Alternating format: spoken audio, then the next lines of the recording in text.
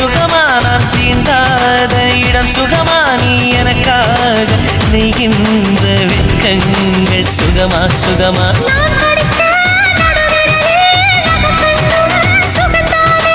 இடைவெளிகள் குறைந்து விட்டால் இம்சைகளும் சுகம்தானே